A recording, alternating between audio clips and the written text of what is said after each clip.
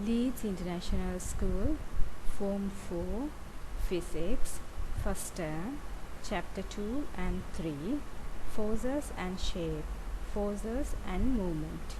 This covers the specification 1.11 to 1.24. Page numbers 18 to 37. While watching this video, please refer your textbook.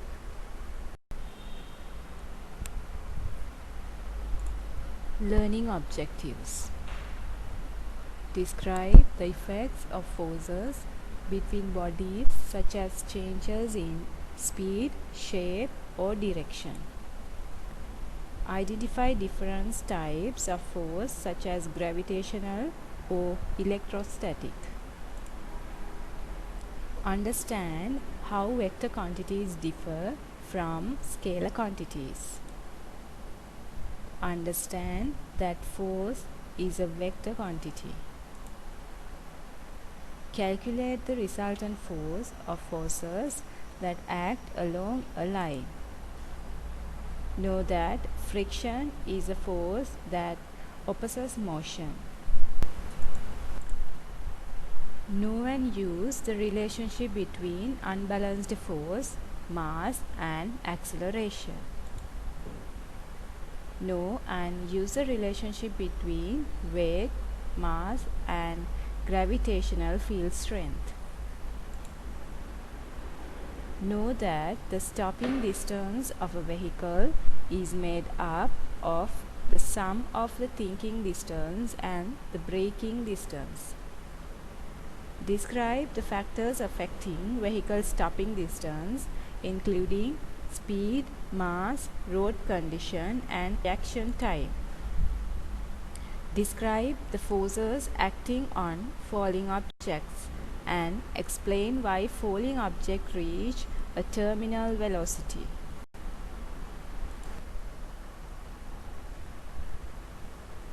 Practical. Investigate how extension varies with applied forces for helical springs, metal wires, and rubber bands. Know that the initial linear region of a force extension graph is associated with Hooke's law. Describe elastic behavior as the ability of a material to recover its original shape after the forces causing deformation have been removed. What is force and what do forces do? Yes, a force is a push or pull acting upon an object. Forces can affect bodies in several different ways. They can change their speed, they can change their direction, they can change their shape. As examples, the thrust of an engine can change a car's speed. The gravitational attraction of the sun can change the direction of a comet. Squashing or stretching a spring can change its shape. There are a variety of types of forces. Different forces. Forces can take many different forms. Air resistance, thrust, tension, compression, upthrust, weight. There are some examples for different forces. Forces you should be aware of include weight, the name given to the force of gravity on a mass. Electrostatic force, the force between two charges. Thrust, a force pushing an object forward, such as the force from a car engine. Air resistance or drag, the friction of the air on a moving object. Upthrust, the force of a fluid pushing an object upwards. The force of a fluid such as water pushing an object upwards making it float. Compression, forces that are squashing an object. Tension, forces that are stretching an object. Reaction force, a force due to the contact between two objects. Let's learn some exam tips. Forces of gravity should be referred to as weight or gravitational attraction. Avoid calling it simply gravity, as this term can mean several different things and will probably be marked wrong. Avoid using the terms wind resistance. There is no such thing. Or air pressure. It is something entirely different. When you should be referring to air resistance or drag. Let's learn what is scalar and vector quantity. A quantity which does not depend on direction is called a scalar quantity. Vector quantities have two characteristics, a magnitude and a direction. Scalar quantities have only a magnitude. When comparing two vector quantities of the same type, you have to compare both the magnitude and the direction. The cars in this diagram have the same speed but different velocities. It means speed is a scalar quantity and velocity is a vector quantity. Let's see some examples of vector and scalar quantities. Force is a vector quantity. Why? It has both magnitude and direction. Some other common scalars and vectors are given in this table. Some scalar quantities are distance, speed, time, energy and mass. Why? These ones have only magnitude. So then these are scalar quantities. Vector quantities, displacement, velocity, acceleration, force, weight and momentum. These have both magnitude and direction. So these are the examples for vector quantities. Calculating resultant force. What is resultant force? It also called a net force is a force equal to the sum of all forces applied to an object. When several forces act on a body, the resultant force on the body can be found by adding together forces which act in the same direction and subtracting forces which act in opposite direction. This diagram showing the resultant forces on three different objects. First one, the forces are balanced. So resultant force is 0 Newton. Second one, resultant force is 3 plus 7. It's equal 10 Newton to the right. Third one, resultant force minus 3 equals 4 Newton to the left. Friction. Friction is the resistance to motion of one object moving relative to another. It is not a fundamental force like gravity or electromagnetism. Instead, scientists believe it is a result of the electromagnetic attraction between charged particles in two touching surfaces. Friction is a force that opposes the motion of an object. It always acts in the opposite direction to the direction in which the object is moving.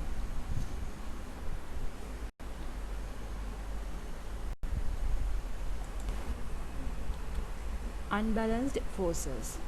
What is a balanced and unbalanced force? If two individual forces are of equal magnitude and opposite direction, then the forces are said to be balanced. An object is said to be acted upon by an unbalanced force by when there is an individual force that is not being balanced by a force of equal magnitude and in the opposite direction. When an unbalanced force acts on an object, the object will accelerate. Force, mass, and acceleration are related by the following equation. Force is equal mass into acceleration. We can say that equation with the symbols F equal ma. You can rearrange this equation with the help of the formula triangle. Use the formula triangle to help you rearrange the equation. The greater the force, the greater the acceleration for a given mass, and for a given force, the smaller the mass, the greater the acceleration. Let's learn another exam tip. The resultant force is sometimes also known as the net force or the unbalanced force. If you are trying to find the acceleration, check that you know both the unbalanced, it means resultant force, and the mass of the object. If you don't, you might need to calculate the acceleration using a different equation. Weight, mass, and gravity. Mass. It's measured in kilograms, the symbol is kg, is related to the amount of matter in an object. Weight means it is a force of gravity on a mass and it's measured in newtons, capital N. The size of this force depends on the gravitational field strength, often called gravity, and we are using the symbol G.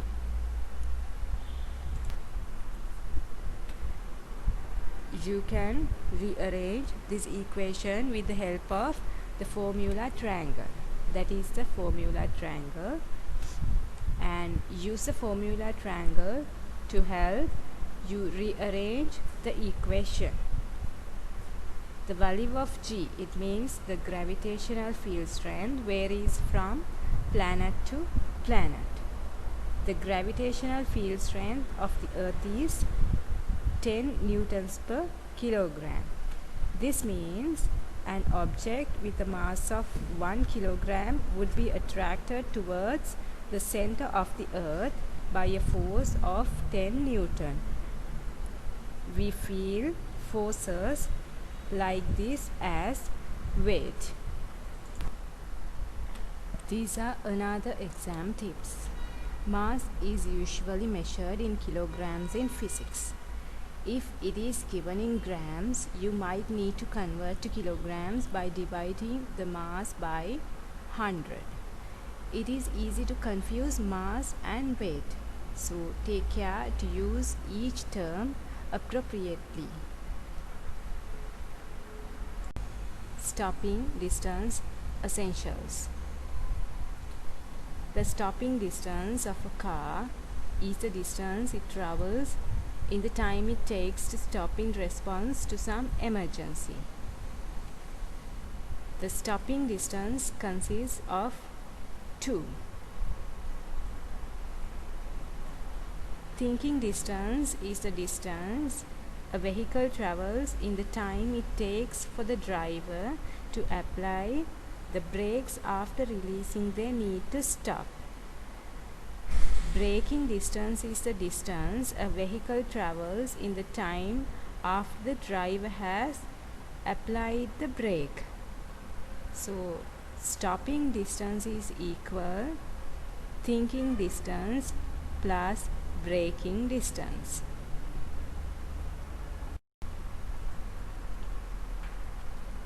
A velocity time graph for a stopping car.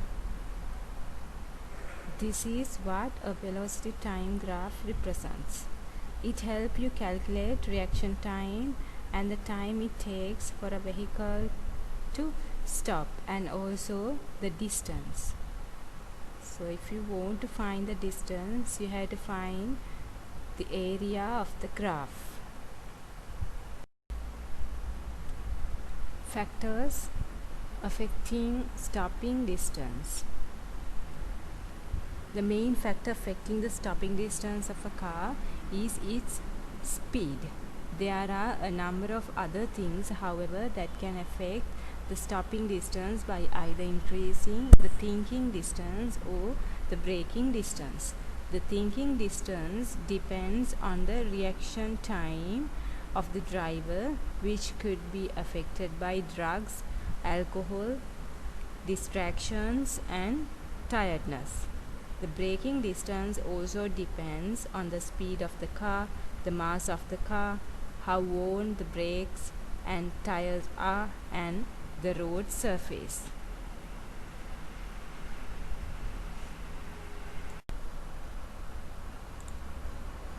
Exams tip. Be careful about the language you use.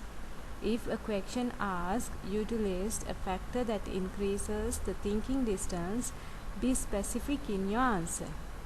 As example, consuming alcohol, rather than whether or not you are drunk. The first makes it clear that drinking alcohol increases the distance, whilst the latter is slightly vague. Increasing reaction time is not the same thing as improving reaction time. If the reaction time increases, then you take longer to react. Forces acting on falling objects. When a parachutist jumps out of an aeroplane, two main forces act. First one is weight. It is a force acting downwards, caused by the Earth's gravitational field acting on the object's mass. Next one is air resistance. It is a frictional force acting in the opposite direction to the movement of the object. This diagram showing how the changing forces on a skydrive. This graph is showing how the velocity of a skydriver changes during the descent. Initially, the air resistance is very small. There is a downwards unbalanced force and the skydriver accelerates. As the skydriver speeds up, the air resistance increases. Eventually, the air resistance balances the weight, and so the skydriver travels at a constant speed. Terminal velocity. When the parachute is open, the increased air resistance on the parachute creates an upwards unbalanced force, making the parachuting the slow down. Practical.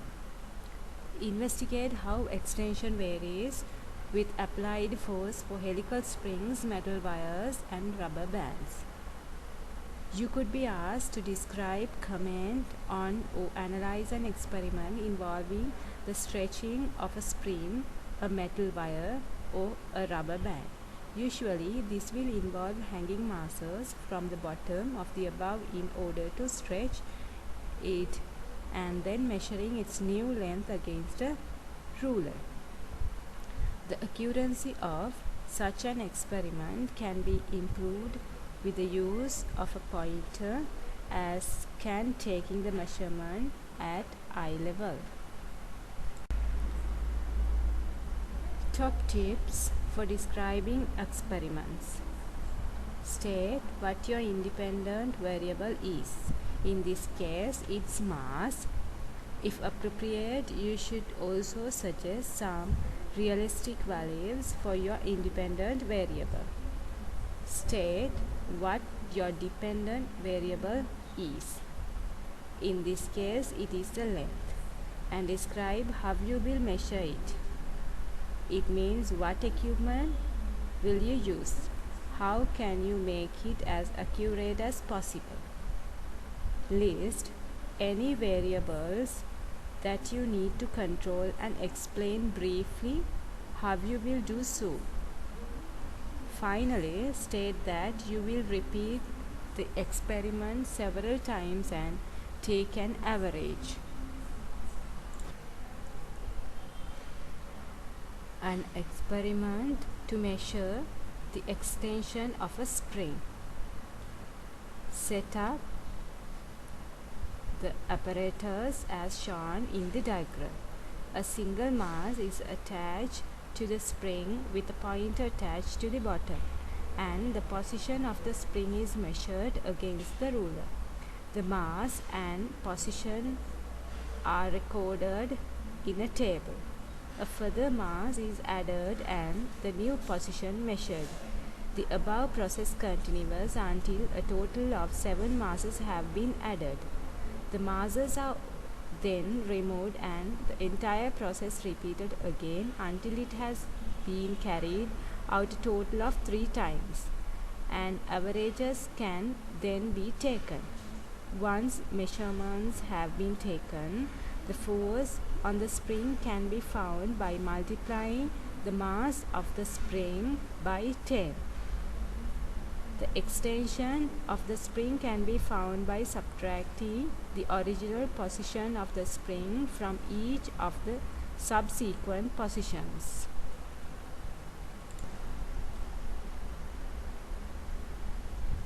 An experiment to determine the extension of a metal wire. A wire stretches by much less than a spring. In order to measure its extension, a long length of wire is usually needed. A apparatus should be set up as shown in the diagram. A single mass should be attached to the end of the wire, and then the initial length of the wire measured using a small pointer attached midway along the wire. Masses are then added one at a time to the end of the wire and the new length measured and recorded. This is continued until the wire breaks. The experiment can then be repeated and averages taken. Rubber bands. This experiment is essentially the same as a spring experiment. The sole difference being that once all of the masses have been added, they should then be removed one at a time, and the positions recorded as this is done. Rubber bands remain slightly extended after stretching, and so the readings taken whilst unloading the band will be slightly longer than those taken whilst loading it. Another exam tips. Experiments such as the above will usually require you to plot a graph of force against extension. The force can be calculated by multiplying the mass in kilogram by 10, the gravitational field strength.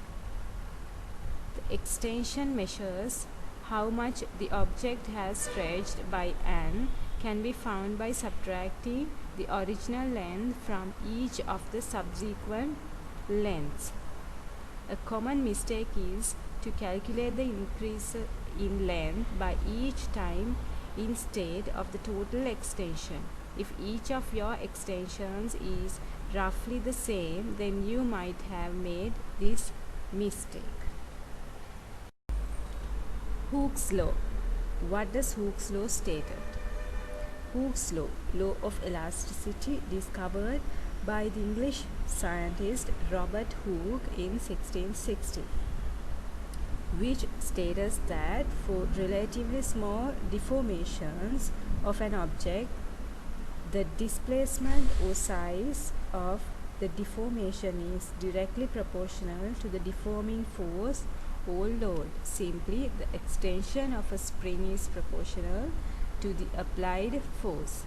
Many other materials, such as metal wires, also obey Hooke's law. Hooke's law is associated with the initial linear part of a force extension graph. The initial linear part of a force extension graph is consistent with Hooke's law. The elastic limit. It is the maximum stress or force per unit area within a solid material that can arise before the onset of permanent deformation. When stressors up to the elastic limit are removed, the material resumes its original size and shape. Stresses beyond the elastic limit cause a material to yield or flow. Objects that obey Hooke's law will return to their original length after being stretched. If an object continues to be stretched, it can be taken past its elastic limit. At this point, the object will no longer obey Hooke's law and will not return to its original length.